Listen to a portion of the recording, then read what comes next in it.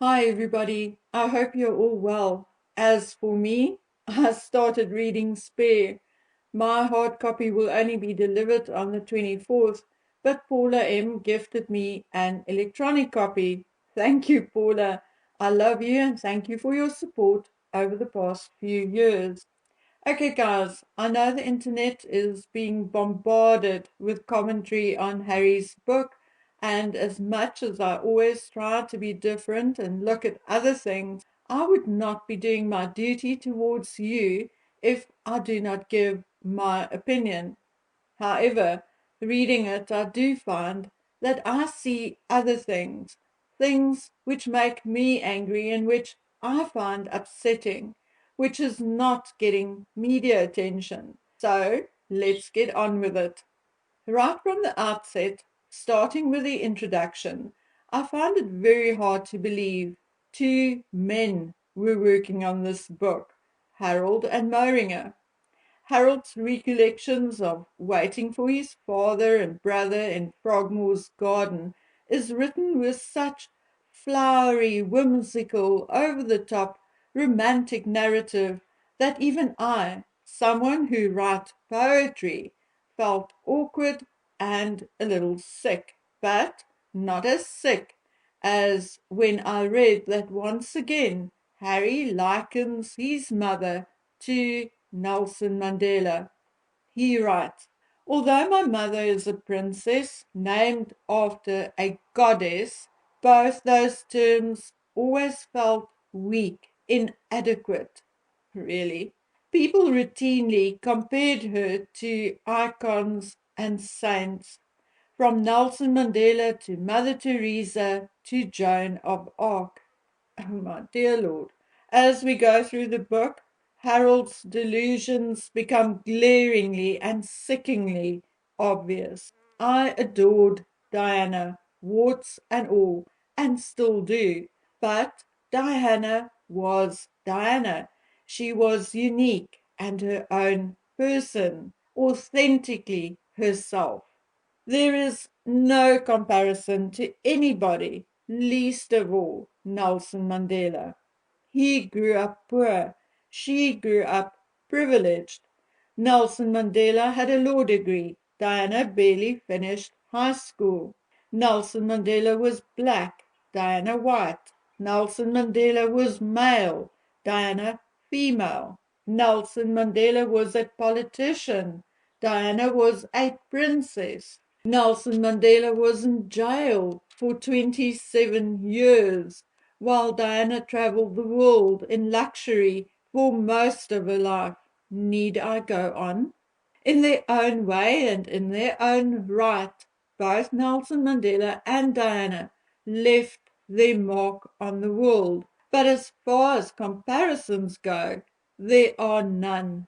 Both Harold and Mog have now offended the Mandela family and South Africa. So yes, their world is getting smaller and smaller. Anyway, Harold spends 7 pages reminiscing on waiting for his father and brother and thinking about his mother, and 1 page on the almost scuffle which nearly broke out between him and William, and his father stepping in between them. He starts chapter 1 with being at Balmoral and what preceded the news of his mother's death. He also talks a little about the time they spent with Diana at Saint-Tropez and meeting Dodie. Yes, he talks about Charles telling him about Diana's death, and that is very, very sad.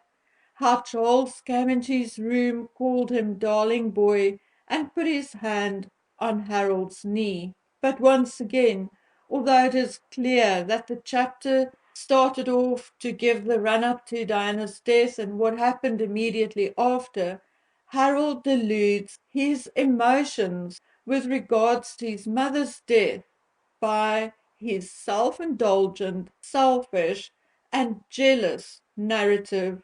He talks about his bedroom at Balmoral being smaller than William's, and particularly rather offensive by implication is when he writes the following.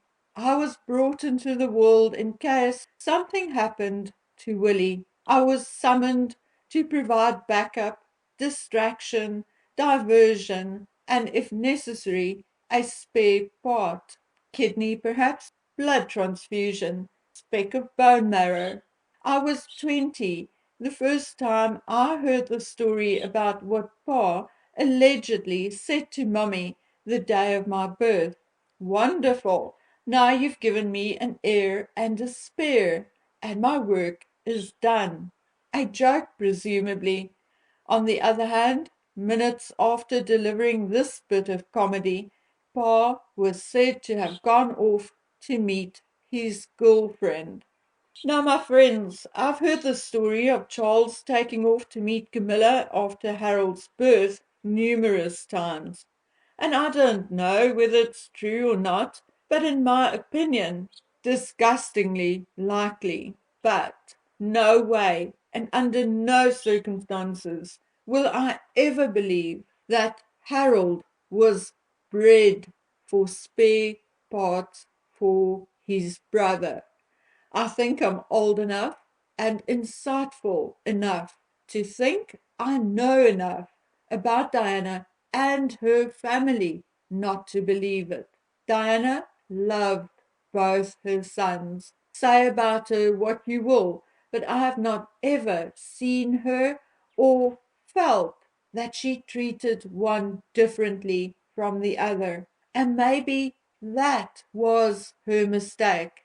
Without meaning to, Harold insulted both of his parents, even his saintly mother, with this statement. In part 5, Harold talks about the story he made up for himself, namely that his mother was not dead, but that it was a trick, a way for her to escape. He tells about returning to London and about his Aunt Sarah, his mother's sister, handing him and William a small blue box each, and inside was a lock of hair. Diana's sister Sarah had clipped 2 locks of hair from Diana's body, allegedly, and gave each son a small box containing a lock of Diana's hair. I don't know, you guys. Maybe you can tell me whether this is a done thing. I've heard of a parent keeping a lock of a deceased child's hair, but in general, I find it a little weird and a little gross. But if confronted with such a thing, it would be something I would preserve in an album and not keep next to my bed. But that is just me, each to his or her own. I would, however, like to hear from Aunt Sarah whether this is actually true or just another figment of Harold's imagination. It certainly would be interesting. Harold talks about offering himself up to the crowds, how he disliked how those hands felt, with the fingers often wet, how he felt guilty for not being able to cry. He talks about viewing Diana's coffin in her apartment at Kensington Palace. He talks about the backlash the Queen received for not flying the flag half-mast at Buckingham Palace. And then he talks about walking behind the coffin. But let's stop for a second. I looked it up just to refresh my memory. According to official records and reports, Diana's coffin was resting at St. James's Palace all week prior to the funeral and not at her apartment at Kensington Palace. But I guess recollections vary. Anyway, he talks about the service and his Uncle Charles Spencer's speech, and finally her burial at Althorpe, and how he finally cried as the coffin was lowered. And I must admit, I cried too. Then, in the next part, he talks about returning to school And now I'm starting to already pick up a pattern. Why does it seem like beards and penises are two things Harold is rather obsessed by? Once again, he talks about the boys at school knowing who was circumcised or who not. Roundheads versus cavaliers, he calls it. I think too much frivolous information. But let's move on. He talks about having a birthday at school and his Aunt Sarah arriving with a box. It was a gift from his mother, one she had bought in Paris, an Xbox. Well, we know this is a lie because Diana passed away in 1997 and the first release of Xbox only happened in 2001. Oh my gosh. In part 8, he talks about the matrons at school and how they suddenly became hot. Yet, in the same breath, he talks about them being mums away from mums. It doesn't make sense to me unless you're a bit cookie, bit nuts.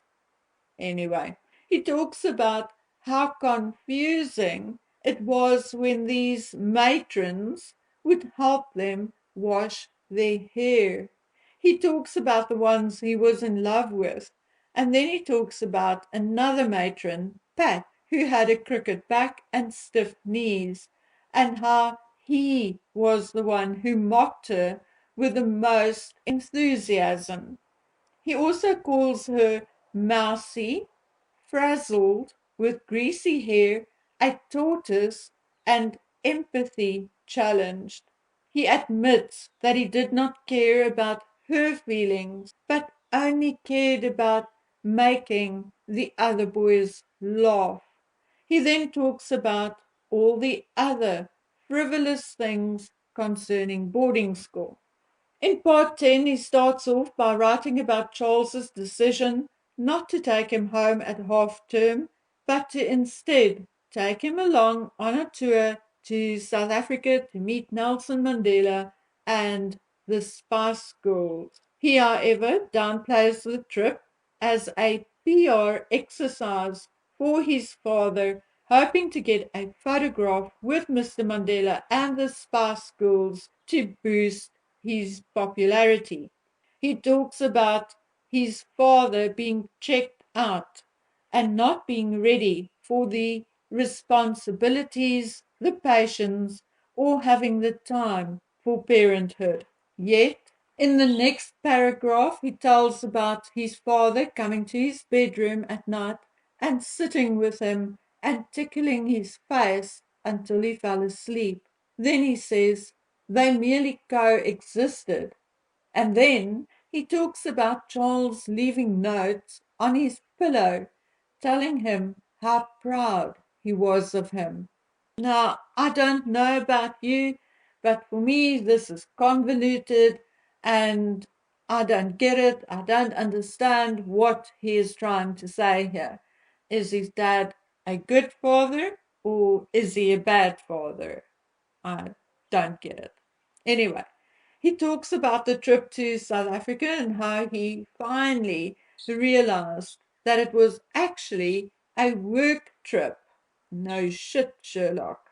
For not only his father, but also for him, as the people were curious about his well being and how he wished he was back at St. James's. Anyway, he seems to have enjoyed the trip to Rorke's Drift, and the lecture piqued his interest in Africa. Good for him. Part 12 is about being back at school, teachers, and so forth. In part 13, Harold entertains with how they sneaked out at night and mentions another friend, also called Henry, and how he called his friend Hennes and the friend called him Has. So, no, Megan was not the first person to call him Has. Some more plagiarism coming from Megan. and likely why she is now calling him H. Anyway, then he tells a story about Broadmoor, a psychiatric hospital being close to Ludgrove, his school. How once a patient escaped and killed someone, after which an alarm system was installed. He tells of how he related the story to his father, and his father retaliated by telling him about visiting a similar facility which housed a patient who claimed to be the Prince of Wales, and how Charles told him, "You can't be the Prince of Wales. I am the Prince of Wales." And how the patient replied, "Impossible. I am the Prince of Wales." He tells how Charles said to him, "Who knows if I'm really the Prince of Wales? Who knows if I'm even really your father? Maybe your real father is in Broadmoor, my dear boy." And how Charles laughed at his own joke. Now, Harold is, of course, hating his father for that, and brings up the rumor that he was James Hewitt's son, and how he thought the rumors were sadistic, and how the tabloids tortured him with the rumor. He says that the tabloid stories that Charles sat him down one day and assured him that Major Hewitt was not his father was also made up and never happened. Whatever thoughts Charles had of James Hewitt, he kept it to himself. Well, guys, that may be true, but now that I've read the entire backstory about Charles's remarks, I do think it's funny and seen in context, maybe even the kind of joke I would have cracked. In my opinion, Charles was more referring to people's alternate universe or alternate state of being or understanding than Harry's parentage. Now, okay, guys, my voice is not going to last, so I'm going to stop it here. When I resume, I'll continue with part 15, where he first addresses Camilla. This is going to be a long track, and we are back on level 6, load shedding. But I'll go through it as fast as I can, just for you. So until we meet again on the next one, please take good care of yourselves. Bye.